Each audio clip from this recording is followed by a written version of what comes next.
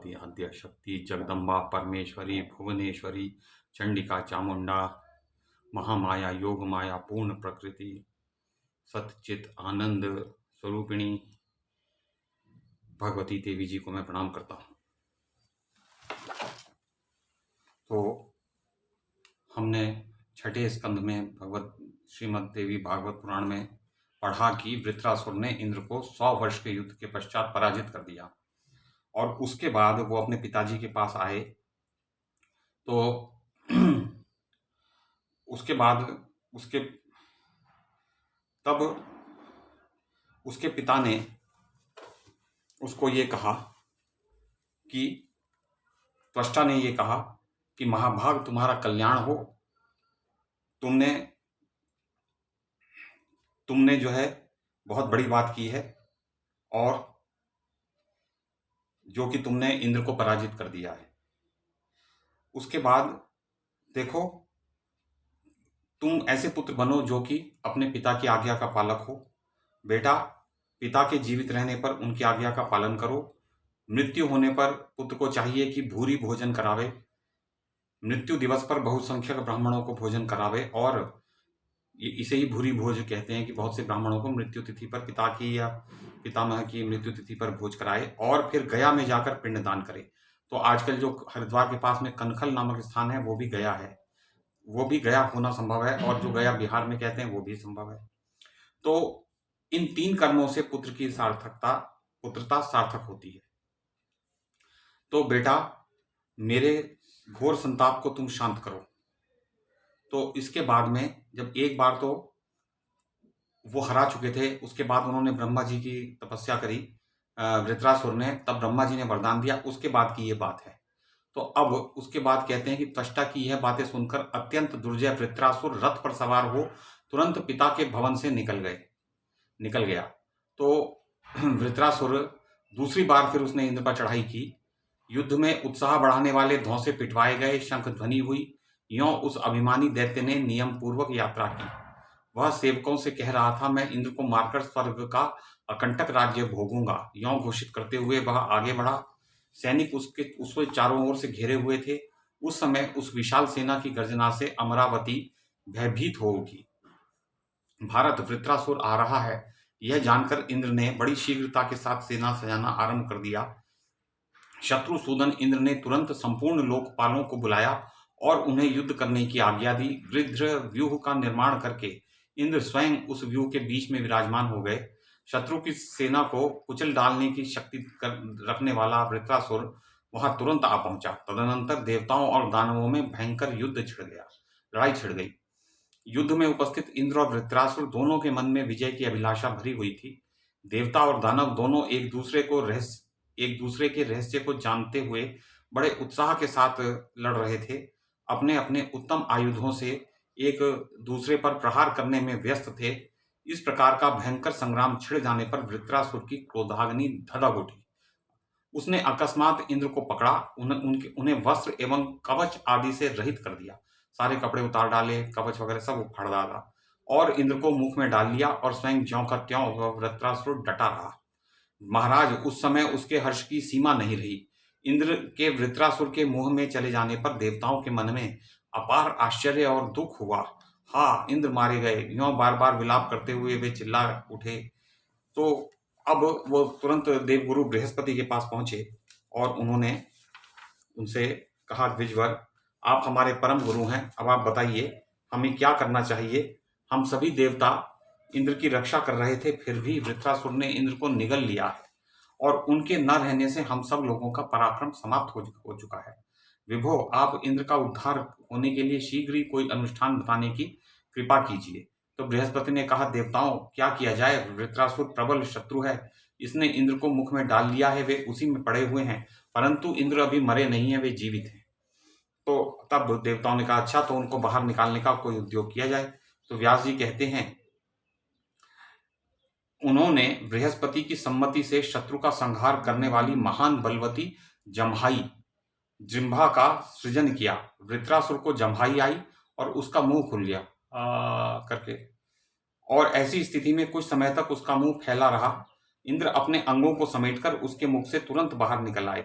तभी से जगत में जम्भाई की सृष्टि हुई, उससे पहले जम्भाई थी नहीं जगत में।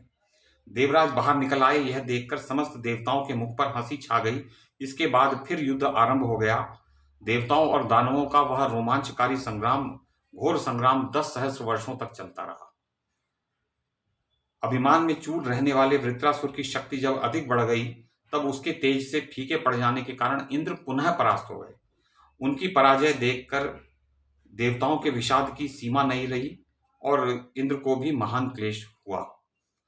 उनकी पराजय देखकर इंद्र प्रभृति सभी देवता युद्ध स्थल से भाग चले। तुरंत वृत्रासुर आया और देव सदन पर उसने अपना अधिकार जमा लिया। स्वर्ग के समस्त उपवन अब उसके उपभोग में आने लगे। उसने श्रेष्ठ हाथी ऐरावत को भी अपनी सवारी में ले लिया। राजन, संपूर्ण देव विमानों की व्यवस्था वृत्रासुर के हाथ में आ गई। सर्वोत्तम उच्चैःश्रवा घोड़े का स्वामी स्वयं वही हो गया। कामधेनु गौ, पारिजात पुष्प, अप्सराएं तथा जो कुछ भी रत्न थे, उन सब पर वृत्रासुर का अधिकार हो गया। अपने स्थान से च्युत हुए सारे देवता पर्वतों की कंदराओं में जाकर बड़े कष्ट के साथ समय व्यतीत करने लगे। अब उन्हें यज्ञ में भाग मिलना भी बंद हो गया था। भारत, तदनंतर इंद्र सहित वे देवता कैलाश पर्वत पर गए। वहां भगवान शंकर विराजमान थे। उन्होंने हाथ जोड़कर देवताओं ने प्रणाम किया और नम्रता के साथ वे कहने लगे, देव देव महादेव, कृपा सिंधु महेश्वर, हम वृत्रासुर से परास्त हो गए हैं। भय से हमारा कलेजा कांप रहा है। आप हमारी रक्षा करें। कल्याणदाता भगवान शंभो, उस बलि दानव ने हमारा घर तक भी छीन लिया है। अतः अब हमें क्या करना चाहिए, हमें स्पष्ट बताने की कृपा कीजिए। महेश्वर, स्थान भ्रष्ट हम सभी देवता अब क्या करें और कहाँ जाएं? प्रभु, हमारे दुख का पार नहीं है, अतः आप इससे उद्धार का उपाय बताइए। प्राणियों पर शासन करने वाले कृपा सिंधु भगवान, हम घोर कष्ट पा रहे हैं। वरदान के प्रभाव से वृत्रासुर अत्यंत अभिमानी हो गया है। हमारी सहायता करने के विचार से आप उसे मार डालने की कृपा कीजिए। भगवान शिव ने कहा, ब्रह्मा जी को आगे करके हम संपूर्ण देवता श्री हरि के निवास स्थान पर चलें और सब मिलकर उनसे पूछें कि वृत्रासुर का वध किस उपाय से होगा, क्योंकि वे जनार्दन भगवान वासुदेव सर्व समर्थ, कूटनीति के जानकार, बलवान, अत्यंत बुद्धिमान, शरण देने में कुशल तथा कृपा के समुद्र हैं। उन देवेश्वर की शरण में गए बिना यह कार्य होना संभव है ही नहीं। अतः संपूर्ण कार्य संपन्न होने के लिए उनके पास चलना परम आवश्यक है। तो भगवान की शरण में जब व्यक्ति जाता है तभी सफलता मिलती है। और यदि कोई सोचे कि भगवान की सहायता लेके मैं क्यों उनका ऋण अपने ऊपर ले लूं, क्यों उनका एहसान लूं, तो फिर सफलता मिलने में संदेह हो जाता है। तो ब्रह्मा, शंकर और इंद्र आदि संपूर्ण देवता भगवान विष्णु के स्थान को प्रस्थित हुए, क्योंकि भक्तों पर अनुकंपा करने वाला वह स्थान सभी को शरण प्रदान करता है। वहां जाकर सबने जगत पर शासन करने वाले परम प्रभु भगवान विष्णु की वेद में कहे हुए पुरुष सूक्त मंत्र से स्तुति आरंभ कर दी। तब रमापति श्री हरि उनके सामने प्रकट हुए। उन्होंने समस्त देवताओं का यथोचित सत्कार किया। फिर सामने विराजमान होकर उनसे पूछने लगे, आदरणीय देवताओं, तुम सभी एक एक लोक के अधिष्ठाता हो। प्रत्येक देवता के पास एक अलग लोक है। वरुण के पास वरुण लोक है, अग्नि के पास अग्नि लोक है। इस प्रकार ब्रह्मा और शंकर को साथ लिए हुए यहाँ कैसे पधारे? तुम सब लोगों के आने का कारण क्या है? व्यास जी कहते हैं, लक्ष्मीकांत भगवान विष्णु के ये वचन सुनकर देवता कुछ भी उत्तर न दे सके। प्रायः सबके सब चिंता में पड़कर हाथ जोड़े खड़े रहे। व्यास जी कहते हैं, राजन, भगवान विष्णु से रहस्य की कोई भी बात छिपी हुई नहीं है। संपूर्ण देवताओं को इस प्रकार चिंतित एवं प्रेम विभोर देखकर वे उनसे कहने लगे। भगवान विष्णु ने कहा, देवताओं, तुम लोग मौन क्यों हो? कहो, उसे सुनकर भला और बुरा जो भी कार्य हो उसे पूरा करने का मैं प्रयत्न करूंगा। तो देवता बोले, विभो, त्रिलोकी में ऐसी कौन सी बात है जो आपसे अज्ञात है, अविदित है? आप सब कुछ जानते हुए भी कार्य के विषय में हमसे क्यों बार बार पूछ रहे हैं? भगवान विष्णु ने कहा, श्रेष्ठ देवताओं, तुम्हें डरना नहीं चाहिए। मुझे एक सर्वसम्मत उपाय ज्ञात है। वृत्रासुर को मारने के लिए वही उपाय मैं तुम्हें बतलाता हूँ, जिससे तुम परम सुखी हो जाओगे। तुम लोगों का कर्तव्य है कि परम कर्तव्य इस समय क्या है कि अपनी सारी बल, बुद्धि, अर्थ अथवा छल, जिस किसी भी प्रकार से अपना हित साधन हो, आप उसी उपाय से काम लेकर वृत्रासुर से मित्रता कर लें, समझौता कर लें। तो तत्वदर्शी पुरुषों ने कहा है कि सुहृदों तथा विशेषतः दुर्हृदों के प्रति किए जाने वाले उपाय 4 होते हैं: साम, दान, दंड और भेद। तो इस दैत्य ने तप पूर्वक ब्रह्मा की आराधना की है। ब्रह्मा इसे वरदान दे चुके हैं, अतः वर के प्रभाव से अब यह दुर्जय हो गया है। त्वष्टा के बनाए हुए इस दैत्य को जीतने में संपूर्ण प्राणी असमर्थ हैं। बल उनसे भी अधिक हो जाने के कारण तो बल में सबसे अधिक हो जाने के कारण शत्रु की राजधानी पर अधिकार प्राप्त करने की योग्यता इस वृत्रासुर ने प्राप्त कर ली है। देवताओं, यह वृत्रासुर अत्यंत अजेय शत्रु है, इस पर जीत नहीं सकते आप इसको आसानी से। सामनीति का प्रयोग किए बिना सफलता असंभव है। पहले किसी प्रकार के प्रलोभन से उसे वश में करें, फिर अवसर पाकर उसे मार डालना चाहिए। अतः गंधर्वों, तुम सबके सब उस पर प्रचुर पराक्रमी दानव के स्थान पर जाओ और सामनीति का आश्रय लो। मैं इंद्र की सहायता अवश्य करूंगा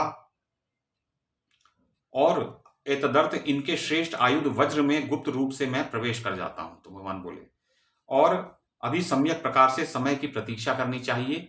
आयु समाप्त हो जाने पर ही उसका मरण होगा, अभी उसकी आयु पूरी नहीं हुई है। इसके अतिरिक्त इस कार्य में सफलता मिलनी असंभव है। गंधर्वों, तुम लोग वृत्रासुर के पास जाओ, उसके साथ वार्तालाप करके इंद्र के साथ वृत्रासुर की मैत्री स्थापित करवा दो। तो स्वयं अच्छा, फिर इसके बाद हम देखेंगे आगे क्या होता है, भगवान क्या कहते हैं, कैसे वृत्रासुर को मारने की तैयारियों में वे लगते हैं, कल देखेंगे।